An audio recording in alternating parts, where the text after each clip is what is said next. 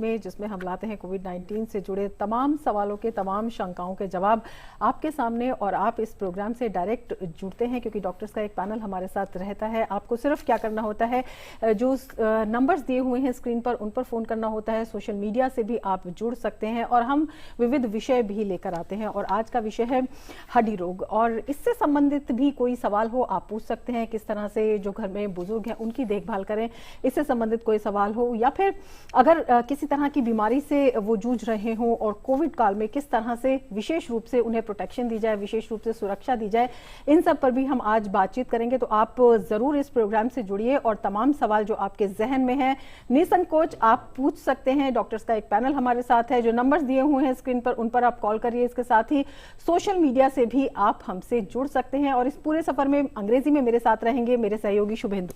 Many thanks, Rama. Yes, welcome to COVID-19 Doctor Speak once again. For all these days and weeks, you must have now understood what this program is all about. We're fighting the pandemic together with the right information.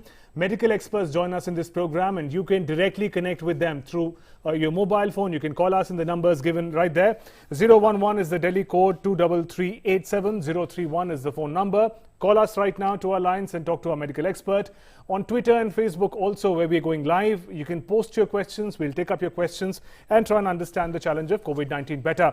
Now, there is also a particular theme. We are looking at orthopedic issues alongside COVID-19 pandemic. So, health conditions concerning muscles and bones. So, if you have such concerns, you have parents who are suffering from any such concerns, you can call us, connect with us and ask your questions.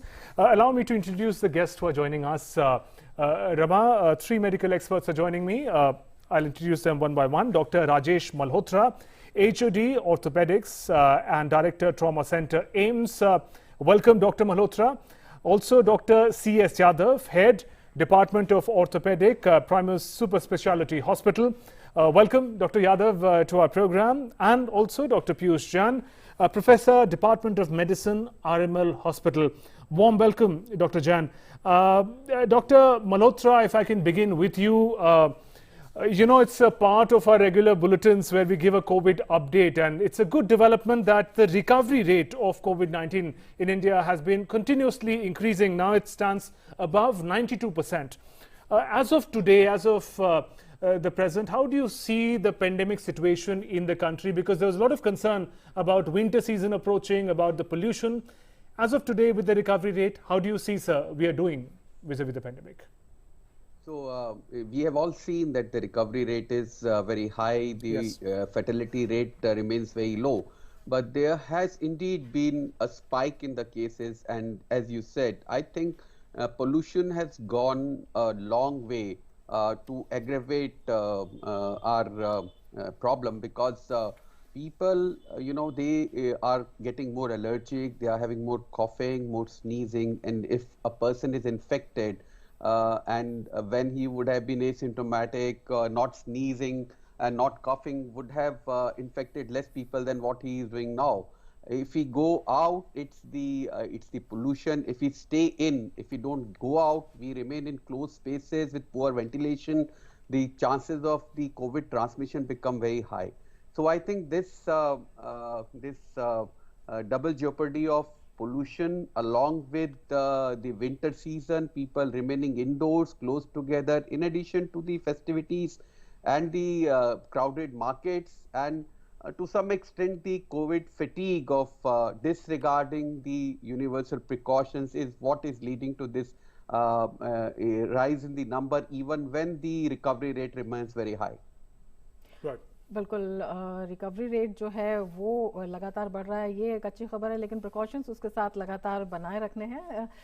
Doctor Malhotra, आपसे ये भी जानना चाहेंगे, जिस तरह से अभी मौसम बदल रहा है, सर्दियां आ रही हैं, पोल्यूशन की आपने बात की, कोविड तो चल ही रहा है, ऐसे में कितनी संभावना हो जाती है जो अस्थि संबंधित रोग होते हैं? क्योंकि बहुत सारे जो कोविड के बाद आफ्टर इफेक्ट्स देखने को मिले हैं, उसमें हड्डियों में समस्याएं देखने को मिली हैं, मांसपेशियों की समस्याएं हैं, दर्द की समस्या है, वो बहुत ज़्यादा है। तो कितनी संभावना इस मौसम में पर्टिकुलर इसकी बढ़ जाती है और क्या कुछ उसके लिए करना चाहिए?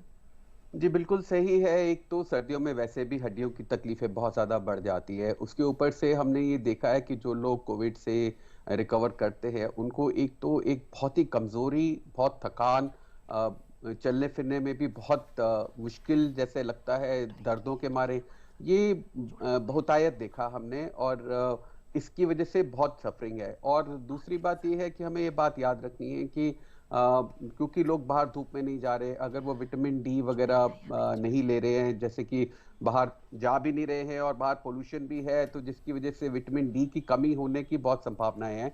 और हम ये जानते हैं कि विटामिन डी की कमी का और कोविड का संबंध है। विटामिन डी की कमी से कोविड होने की संभावना ज़्यादा रहती है, ज़्यादा सीवियर इन्फेक्शन होती है, और उसमें आउटकम भी खराब होने के चांसेस ज़्यादा होते हैं अगर आप में विटामिन डी की कमी है तो मेरे ख्याल से जो ये सिम्टोमेटिक ट्रीटमेंट जो दर्दों का है, पैरासीटामोल वगैरह लेके और विटामिन डी की सप्लीमेंटेशन को लगातार बढ़ाए रखे, ठंड में एक्सपोजर से बचे, क्योंकि ठंड से जैसे मैंने कहा कि मांसपेशियों का दर्द वो सब बढ़ जाता है।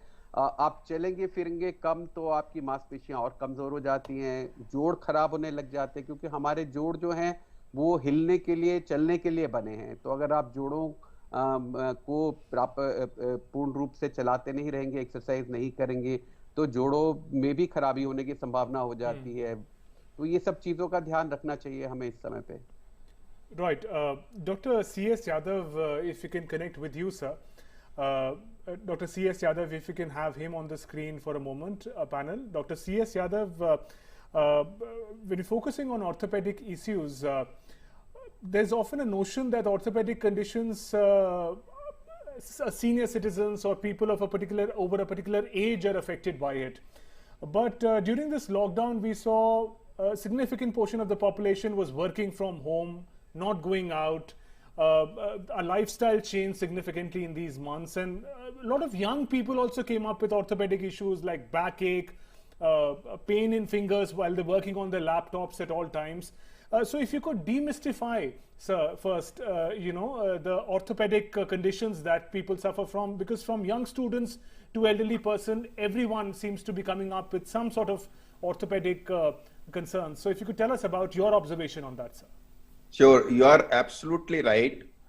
Because of lockdown and coming winter, what happens, what we should do, that we do not do. Just reverse negative things happens with us, like with the winter, and because of lockdown, we are not able to do exercise. But definitely, as Professor Malhotra told, exercise is must for the joints. Either use or lose simple philosophy. I have talked lots about the fitness during the COVID time. Now lockdown is almost over. You should come out, and especially in the winter, you should come out more for the workout. And what happens in the winter? We do not exercise because of fear. We do not exercise. We eat more. So all these things, even the blood supply to the peripheral region, that is decreased down during the winters. All these negative factor has to be overcome. Why the activity and proper diet means do not take a lot of heavy diet. It should be rich in nutrients, in protein, not in carbohydrate. That is must. And you can do lot of exercise even at your home. There are indoor exercise, core group muscle exercise. You can have dumbbell, even you can do lot of exercise over here. So this is lame excuse in the winter in COVID. We do not exercise. It is lame excuse. You should have a strong will to do exercise. It can be done at home. You can devise your alternative at home. You can come out even in the park. There is no fear of COVID in the park. Safe distance has to be followed. If you are jogging, even there is no need to use mask. बिल्कुल, सर्दियों में exercise की जा सकती है और अच्छा समय होता है एक्सरसाइज करने का और उसका फायदा भी काफी होता है। आपसे हम बातचीत जारी रखेंगे। डॉक्टर मल्होत्रा हमारे साथ जुड़े हैं। डॉक्टर मल्होत्रा, व्यूअर्स के सवाल हमारे पास आने शुरू हो गए हैं और फेसबुक लाइव से अमिता दयाल हमारे साथ जुड़ी हैं और वो कह रही हैं कि अभी ठंड जो है वो लगातार बढ़ रही है और वो कह रहे हैं, हम आपसे बात करेंगे लेकिन बीजेपी की प्रेस कॉन्फ्रेंस इस वक्त चल रही है तो हम सीधे आपको वहीं ले चलते हैं। जो इकोनॉमिक ट्रांसफॉर्मेशन या इकोनॉमिक डिसीजंस हमने लिए हैं, सरकार ने लिए हैं इन 6 सालों में, इसका एक ओवरऑल फ्रेमवर्क है, एक ओवरऑल थॉट प्रोसेस है, जिसका एक हिस्सा है डीमोनेटाइजेशन। तो ये इकोनॉमिक जो थिंकिंग नरेंद्र मोदी जी ने एक शुरू किया था 2014 में, उनके 3 ब्रॉड पिलर्स हैं जो आपके सामने मैं रखना चाहता हूं। आप जानते भी होंगे लेकिन मैं रिपीट कर लूंगा। पहला ये था कि इकोनॉमिक स्ट्रैटेजी कोई वेस्टर्न बोरोड मॉडल्स या वेस्टर्न कैपिटल पर ही या वेस्टर्न एंटरप्रेन्योरशिप पर नहीं निर्भर करेगा। It will capitalise, it will be based on the strengths of Indian people, Indian enterprise, Indian entrepreneurship, और हमारा जो एनर्जी और स्पिरिट है उस पे बिल्ड होगा। दूसरा फंडामेंटल पॉइंट यह था कि हम जो 70 साल से गरीबी और गरीबों को एक fixed immovable attribute of Indian economy कर मानते थे, उसको हम बदलेंगे, और उसको हम बदलेंगे through economic growth, through economic development. और गरीब को एक road map towards prosperity and opportunity, वो एक इंट्रिंसिक प्रिंसिपल होगा हमारे इकोनॉमिक थिंकिंग में। और तीसरा था use of technology, use of determined clean government to clean up the economy, यानी कि इकोनॉमी को एक तरह से क्लीन अप किया जाए, क्रोनी कैपिटलिज्म से, कॉर्नरिंग ऑफ रिसोर्सेस, जो एक फेमस, मैं अभी आपको बोर नहीं करूंगा तो आप, लेकिन आप जानते ही हैं कि 10 साल में क्या क्या हुआ था, और इंश्योरिंग कि गवर्नमेंट रिसोर्स बेनिफिशियरीज तक पहुंचे विदाउट लीकेज एंड करप्शन, जो हम अंत्योदय मानते हैं। यानी कि सरकार का जो नियत है, सरकार का जो इंटेंशन है, सही तरह से पहुंचे to the last man standing. वो हमारे लिए एक आर्टिकल ऑफ फेथ है हमारी इकोनॉमिक थिंकिंग में। तो ये था 2014 में हमने जो शुरुआत किया था नरेंद्र मोदी जी की सरकार ने, और इसका जो मोमेंटम है, ऑपोजिशन आज तक इसको ना तो रोक पाया है, ना उसको इसके मोमेंटम को ब्लंट कर पाया है। उनके जो वेस्टेड इंटरेस्ट हैं, वेस्टेड बिजनेसेस हैं, वेस्टेड जो भी आप कह सकते हैं, उनके एक्सपोजर में वो कोई रुकावट नहीं ला सकते थे, ला पाए हैं अभी तक। और इसीलिए उनका एक स्ट्रैटेजी बन गया है, जो जब वो क्रिटिक नहीं कर पा रहे हैं overall economic progress, overall economic growth, और जो आप जानते हैं प्री कोविड हम $2.7 ट्रिलियन की इकोनॉमी तक पहुंचने वाले थे, except for this Covid pandemic. तो इसलिए वो आउट ऑफ कॉन्टेक्स्ट ऐसे इश्यूज को उठाते हैं और वो ट्विस्ट करके, मोड़ के उसको एक नैरेटिव बनाने की कोशिश करते हैं, जैसे उन्होंने आज डीमोनेटाइजेशन भी किया। मैं आपको एक कोट दे दूं before I launch into demonetisation, और यह है कांग्रेस पार्टी के फेवरेट इकोनॉमिस्ट रघुराम राजन का कोट। और उन्होंने कहा था, and I quote, we have substituted crony socialism with crony capitalism, where rich and influential receive land, natural resources and spectrum in return for payoffs. ये उनका कोट है, और ये डिस्क्राइब कर रहा है 10 साल का जो हम लॉस्ट डिकेड मानते हैं यूपीए सरकार को। तो यही लोग जिन्होंने 65 साल इनफॉर्मल सेक्टर को 80 से 85% का जॉब मार्केट को, उस स्ट्रक्चर को बनाए रखा, गरीबों को गरीबी में ट्रैप करे रखा, और जो करप्शन को एक मेन स्ट्रीम एक्टिविटी मानकर मेन स्ट्रीम पॉलिटिकल एक्टिविटी मानकर चला रहे थे 10 साल, वही लोग आज डीमोनेटाइजेशन पे कमेंट कर रहे हैं। अच्छा ठीक है, डीमोनेटाइजेशन था क्या? बहुत लोग इस पे 4 साल से बात हुआ है, लेकिन मैं जरा रिपीट कर लूं।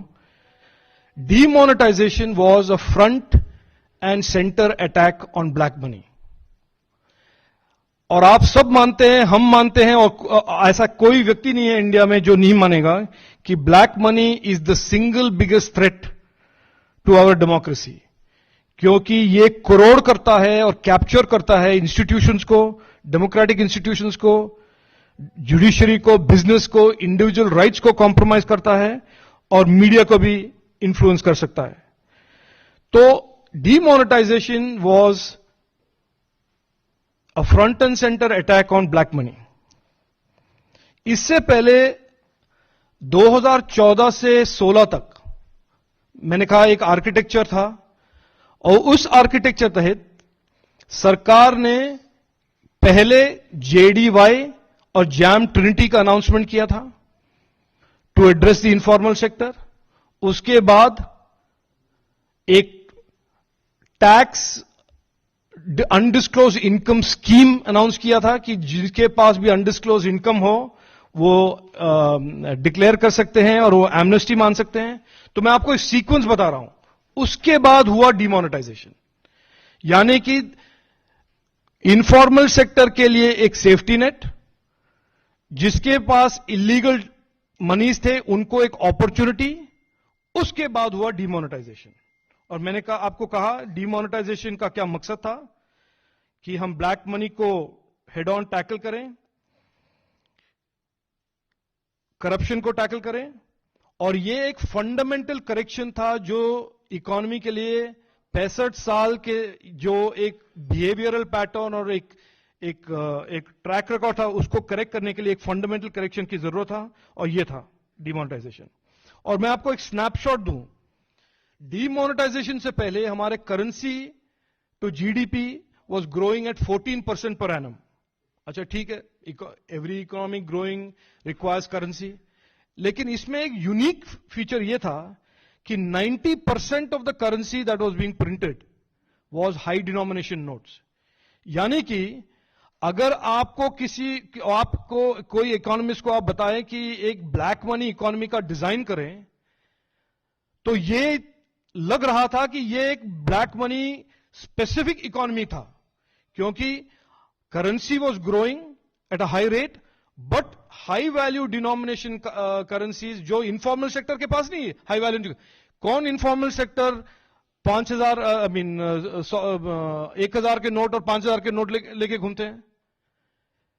सो देयरफॉर ये एक डिसफंक्शनल सा कैश इकोनॉमी बन गया था, जहां पे black money was driving asset prices.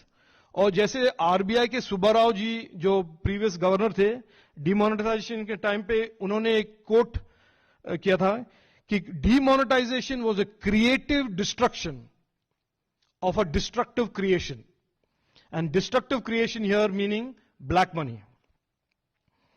अच्छा, डीमोनेटाइजेशन का क्या इंपैक्ट हुआ है? तो वही है, that is the main issue. The rationale मैंने बता दिया, डीमोनेटाइजेशन क्यों हुआ और कैसे एक सीक्वेंस में हुआ और कैसा एक ओवरऑल इकोनॉमिक आर्किटेक्चर का एक पार्ट था। डीमोनेटाइजेशन के 3 इंपैक्ट थे और हैं। एक तो clean up of the economy, जैसे मैंने कहा, बहुत सारे डिपॉजिट्स, बहुत सारे डिपॉजिटर्स, बहुत सारे बिजनेस के स्क्रूटनी जो अंडरग्राउंड थे वो सब ओवरग्राउंड हो गए हैं। बाय द वे ये सब हम एक डॉक्यूमेंट में दे रहे हैं, संजय जी एक डिस्ट्रीब्यूट करेंगे आप। तो 3, एक तो clean up of the economy, काफी कुछ ओवरग्राउंड आ गया है, उन पे प्रोसिक्यूशन, उनका केस वो सब चल रहा है, उसका लिस्ट हम डिस्ट्रीब्यूट कर देंगे आपके साथ। दूसरा, फॉर्मलाइजेशन, इनफॉर्मल सेक्टर का फॉर्मलाइजेशन, और इसका इंपॉर्टेंस मैं आपको स्ट्रेस कर दूं कि इसका इंपॉर्टेंस जिस आज के दिन पैंडेमिक के टाइम में फॉर्मलाइजेशन का बेनिफिट इतना ऑब्वियस है कि हम थ्रू JDY, थ्रू हमारे डायरेक्ट बेनिफिट ट्रांसफर, इतने सारे इनफॉर्मल सेक्टर लोगों और गरीबों के पास डायरेक्टली गवर्नमेंट के बेनिफिट्स, गवर्नमेंट के पैसे, गैस सिलेंडर वगैरह पहुंचा पा रहे हैं। तो ये फॉर्मलाइजिंग कोई छोटी चीज नहीं है। इनफॉर्मल सेक्टर जो 80%, 65 साल से लोग बिना कैपिटल, बिना कोई सोशल सिक्योरिटी सपोर्ट, दे वर सर्वाइविंग एज इनफॉर्मल सेक्टर, उनको प्रोग्रेसिवली फॉर्मल बनाना, इसका मतलब यह है कि गवर्नमेंट के सपोर्ट, गवर्नमेंट के सब्सिडीज, गवर्नमेंट के जो सोशल सिक्योरिटी पेशेंट्स होते हैं उनके अंदर स्टेरॉइड्स देना एक इंपॉर्टेंट ट्रीटमेंट का पार्ट है। तो बहुत जरूरी होता है स्टेरॉइड्स देना, लेकिन स्टेरॉइड्स का एक इफेक्ट होता है कि उससे शुगर लेवल्स बढ़ जाते हैं। जो डायबिटीज पेशेंट्स होते हैं खासतौर से उनके अंदर स्टेरॉइड्स शुगर लेवल काफी बढ़ जाते हैं। अभी शुगर लेवल को कंट्रोल करने के लिए हमारे पास और मेडिसिन हैं, जो मेडिसिन से ले रहे हैं उसकी डोज बढ़ा के या उसमें कोई नई मेडिसिन ऐड करके, जैसे भी इनका डॉक्टर सलाह करता है उस हिसाब से ही करें। लेकिन ज्यादा जरूरी ये है कि वो जो लंग फाइब्रोसिस है या लंग में जो इन्फ्लेमेशन है उसको कम करना है। उसके लिए स्टेरॉइड्स का इलाज करना पड़ेगा, और वो कितने समय चलेगा वो आपके डॉक्टर साहब आपको बता पाएंगे। कितना भी इन्फ्लेमेशन बाकी है, कितने दिन के लिए, उसको कैसे कैसे डोज को हम कम करते जाते हैं धीरे धीरे करके, और देखते हैं कि मरीज को परेशानी नहीं हो रही है। और जहां तक कि शुगर का सवाल है, शुगर बढ़ रही है, उसके लिए भी आप डॉक्टर से कंसल्ट करेंगे तो उसमें मेडिसिन को बढ़ा के या दूसरी मेडिसिन लिख के वो आपकी शुगर कंट्रोल हो जाएंगी। Right. Dr. Yadav, you were making a point about the precautions and greater precautions in exercise during winters. If you could complete your point, sir. That summer, I can say like that, yeah. All right. All right. So there's another question that has come from Sanchita Singh. Dr. Rajesh Malhotra, I'd like to bring the question to you. I'll read out the question. The onset of COVID, she's talking about a person in the family. Onset of COVID was on the 29th, I'm assuming 29th of October. And maximum fever recorded was 101.8. The fever subsided in 2 days. The patient was tested positive. Now the patient has been in quarantine for the past 10 days. There are no symptoms anymore since the 1st of November. For how long the person should stay in isolation? Also, if I may add, is further testing required for COVID, sir? So that's an excellent question. I'm sure a lot of people have doubts about that. So we are following the 10 and 3 rule. 10 and 3 rule means that you have to be quarantined for 10 days from the onset of first symptom, and out of those 10 days, the last 3 days you should have been without fever. Now a lot of people who are in hospital want to go home before that or want to go out before that. I just want to clarify that you are not allowed to go out 10 days before 10 days of onset of symptom to protect others, because you may still be infective. And if you have had fever in the last 3 days, you should not go out to protect yourself, because you possibly still have active disease. So 10 days, out of which the last 3 days should have been without fever. And yes, routinely there is no need at all to retest. We only retest people who have deficient immunity, those who are suffering from serious comorbidities, who are at serious risk. Say somebody who is on dialysis or has a cancer, or his immunity is suppressed because of some reason. A routine healthy person in routine does not have to have a test. Moreover, if you get a test done and even if it is positive, it does not mean that you are infective, because we know that the dead virus can be found in the throat or in the nose even after the person has become all right. So बिल्कुल बेहद महत्वपूर्ण बात आपने कही है, क्योंकि इसके बारे में काफी सवाल सामने आते हैं कि किस तरह से टेस्ट कराया जाए और कब कराया जाए और क्या रीटेस्ट कराने की जरूरत है अगर दोबारा आ जाता है। तो जो डेड वायरस वाली बात है ये काफी अहम है। इस बात में दर्शकों को जानना, उनका जो इस बारे में जानकारी है वो बड़ी होगी। हमारे साथ संजय राजकोट से जुड़े हुए हैं। जी संजय जी, आप पूछ सकते हैं अपना सवाल।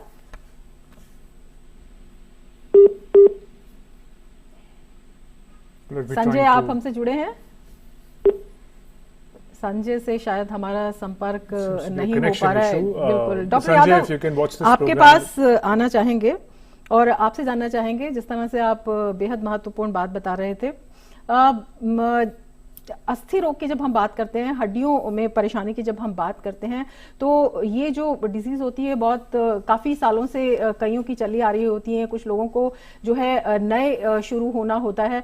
तो किस तरह से इसको डिफरेंशिएट कर सकते हैं और कितने प्रकार की ये जो रोग हैं वो इस सीजन में विशेषकर जो है जो लोग हैं उनको परेशानी का सामना करना पड़ता है, क्योंकि आजकल कोविड की वजह से भी जो है ये परेशानी सामने आती है कि मांसपेशियों में दर्द हो रहा है और उसको कई बार हड्डियों में दर्द समझ लिया जाता है। तो किस तरह से इसको अलग कर सकते हैं?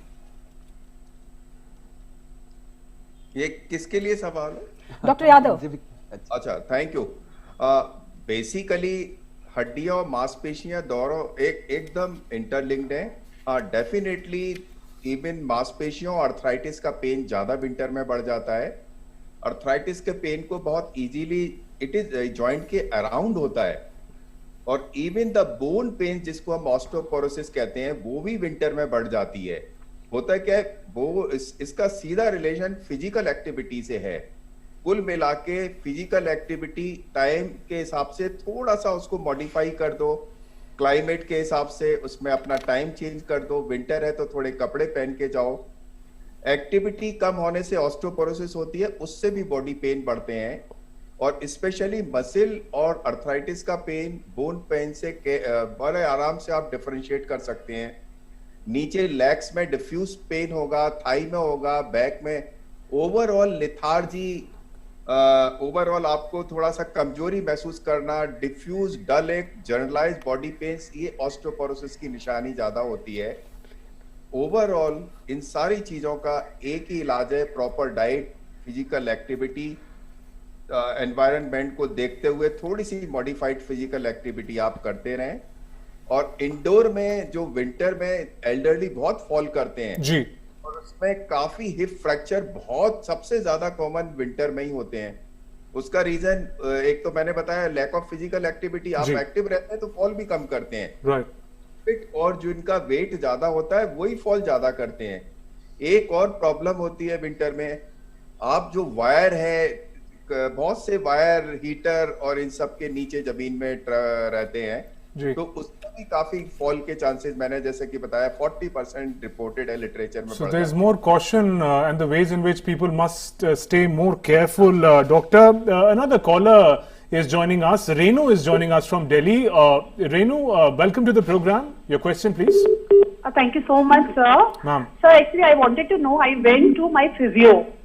Okay, last week. Yes, ma'am. That is on Friday. Okay. And then on Sunday, I came to know that she was like COVID positive. Oh, okay. So now I'm worried, like it is almost 8 days. Okay. But still I was thinking, although I'm not showing any kind of symptoms.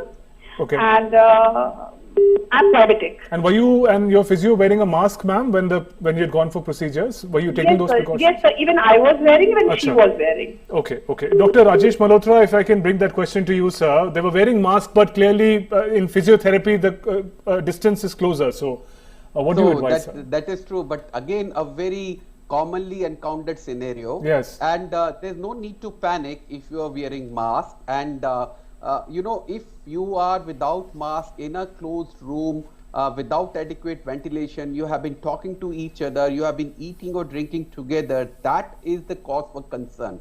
Now, it's quite likely that you either have not contracted the infection or it is largely asymptomatic. By itself, even though you are a diabetic, it does not warrant any testing till that time you get any symptoms. But for the safety of others, because you may be asymptomatic, I think for a period of about, you know, at least a period of 10 days from your exposure, you should be careful and not come in contact with anybody else. But if it's already a week or 8 days and you have not shown any symptoms, I think you don't have to worry about. But the first presentation of any symptom, you are strongly recommended to get a test done immediately.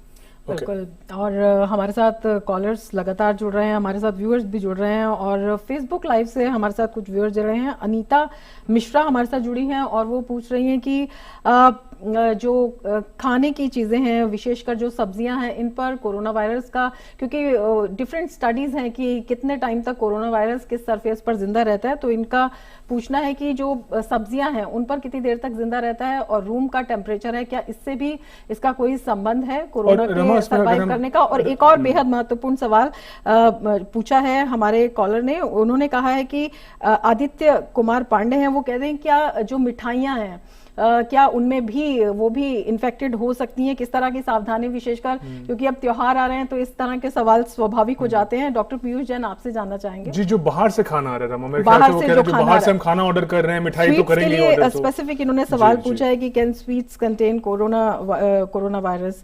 तो doctor Jain, आप इस सवाल का जवाब देना चाहेंगे?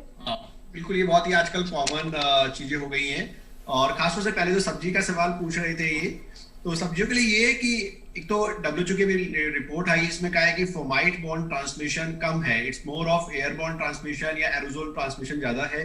तो fomite यानी कि एक सामान से दूसरे सामान पे जो पहले बहुत था कि हाथ लगाने से कोरोना फैल जाता है, वो उसके चांसेस कम पाए गए हैं। तो इसके लिए जरूरी है कि सब्जी आप अगर ला रहे हैं उसको आप अच्छी तरह से पानी से वॉश कर लीजिए, अच्छे पानी से, खुले पानी में जब नलका से अच्छे से वॉश कर लेंगे तो उसके चांसेस बहुत कम हो जाएंगे। कितने दिन तक रहता है ये कहना मुश्किल होता है, क्योंकि वो बाहर सब्जी कितने दिन रखी है आपकी और आप कितने दिन बाद लेके आए हैं, उसमें बहुत फैक्टर्स होते हैं। तो सब्जी को अच्छी तरह वॉश करके यूज कीजिए, तो दैट इज सफिशिएंट। और जहां तक मिठाई वगैरह का सवाल है, उसमें भी यही है कि अगर आप जहां से मिठाई ले रहे हैं वहां पे जो आदमी इनको आपके लिए पैक कर रहे हैं, वो अगर ग्लव्स वगैरह पहन के करते हैं तो उससे भी ट्रांसमिशन के चांसेस बहुत कम होते हैं। अगर वो लेकिन अगर वो ग्लव्स नहीं पहन रहे हैं, गंदे हाथों से मिठाई को पैक कर रहे हैं या बनाई जा रही है, उसमें दिक्कत है। लेकिन अगर वो साफ हाथों से या फिर ग्लव्स वगैरह पहन के यूज कर रहे हैं, जी जी होनी चाहिए। चलिए, ठीक है। Snehil is joining us from Gorakhpur now. Snehil, welcome. Thank you. जी स्नेहिल, योर क्वेश्चन प्लीज, अपना सवाल पूछिए। मेरा सवाल ये है कि मुझे ये जानना है कि जो हरी सब्जियां हैं उन पे ये कोरोना वायरस कितने देर तक टिक सकता है, मतलब कितने देर तक जिंदा रहता है? किस पे स्नेहिल? क्या आपका सवाल पहला पार्ट क्या था? हरी सब्जियों पे। सब्जियों सवाल ये है कि हरी सब्जियों पर कोरोना वायरस कितने देर तक जिंदा रहता है? हालांकि डॉक्टर जैन आपने अभी सवाल का जवाब दिया है, लेकिन एक बार अगर दोबारा रिपीट कर दें, जो हरी सब्जियां फ्रेश वेजिटेबल्स खरीदते हैं, ड्यूरेशन के बारे में सवाल जो है वो काफी आ रहे हैं कि ये कितनी देर तक उस सतह पर रहता है, अच्छे से धोना चाहिए, वो तो है ही, लेकिन कितनी देर बाद इनको यूज करना चाहिए? 24 to 48 आवर्स तक ये रह सकता है, लेकिन आप एक्सेस वॉश करके यूज करते हैं तो आपको कोई परेशानी नहीं होनी चाहिए। Okay. Dr. C.S. Yadav, if I can come to you, sir. A question has come on Facebook. It puts together some important points. One is that senior citizens have to be careful because of the COVID pandemic, but also, especially if you're in Delhi NCR, northern India, since the pollution levels are very high, senior citizens are particularly adversely affected. They have a habit of going for morning walks, but during high pollution days, you are advised that don't go for morning walks during early morning. When it's more dangerous. So how should they go about it? What is the good time for senior citizens to go for walks, to go for mild exercise outdoors? And what kind of exercise and walks can they do? Yeah, definitely. As I told you, walk is very necessary irrespective of weather, but change your protocol, change your practice. In winter, you can avoid early morning because there is a pollution down. And with the growing sunlight, pollution goes up once again. So once sun is on, and they can do exercise after 9 or 10 like that. Even in the evening, they can go before sunset like that. So once again, pollution starts come down. So late, like early, not early morning, like up once sun is set, already rays are on and pollution is going up around 10 o'clock. And in the evening around 5 o'clock, that is the right time, and with the proper clothing, and they can do exercise, whatever they are doing, stretching exercise, strengthening exercise, like chest exercise. In the Delhi, chest exercise are most important, because if you do chest exercise, the impact of, as I told you, lethal C, COVID, cold and crazy climate, all it is reduced, because all these three affects your lungs, and there is a proper lung exercise brings tremendous change to your life.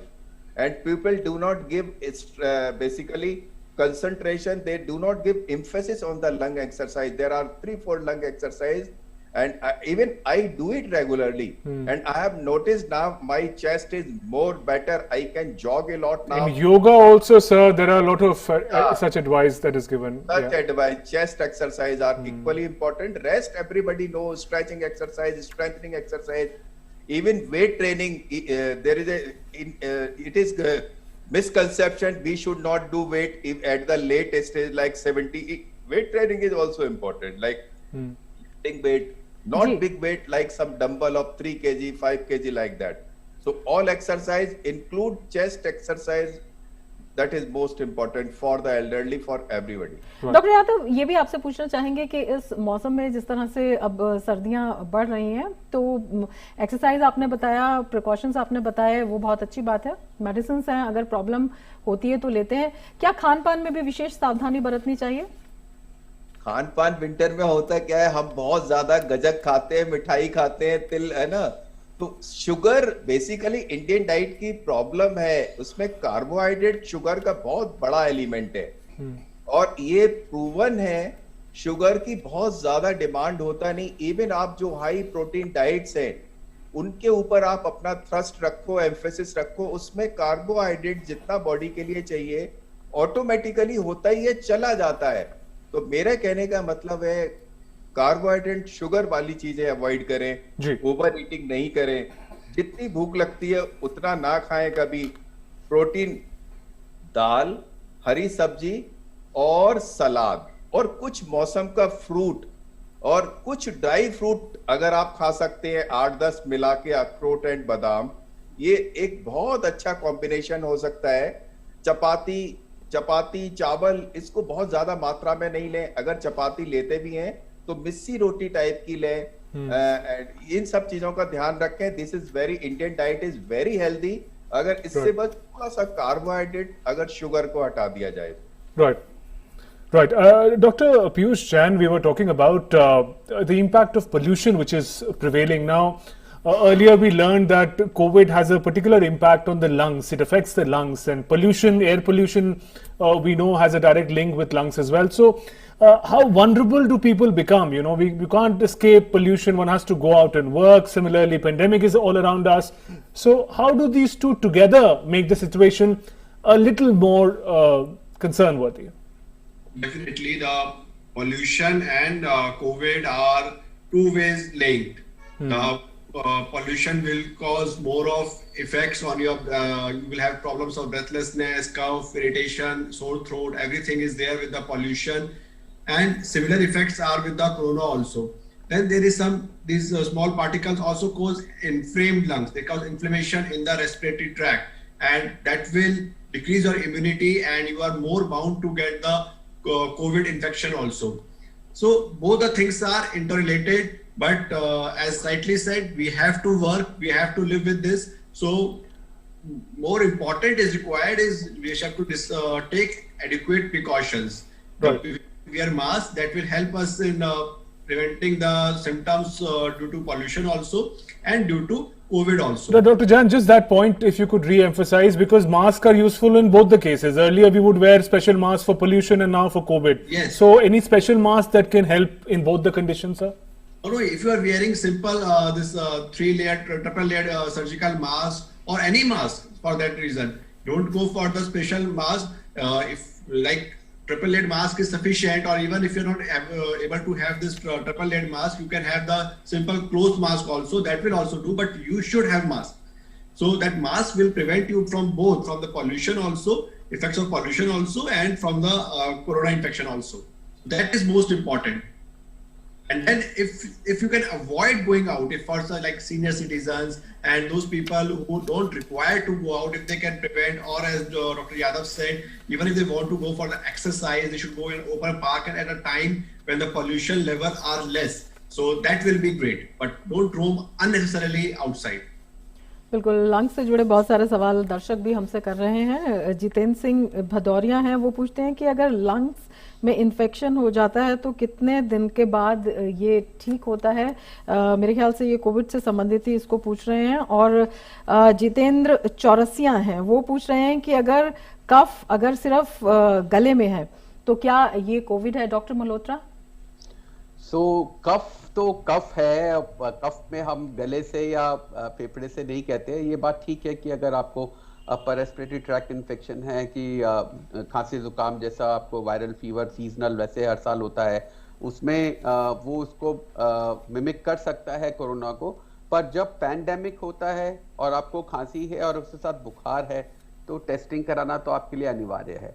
तो आप क्योंकि बहुत high index of suspicion आपको रखना है, तो अपने आप को ये कह के ना समझाएं कि मेरी खांसी तो गले से आ रही है, मुझे टेस्ट की आवश्यकता नहीं है। अगर आपको सिम्टम है तो टेस्ट कराना चाहिए। और लंग्स से जुड़े हुए सवाल जिस तरह से आ रहे हैं, और ये भी कहा जाता है कि डायरेक्टली जो इसका असर है वो इस पर होता है, और किस तरह से आफ्टर कोविड भी विशेष सावधानी बरती जाए?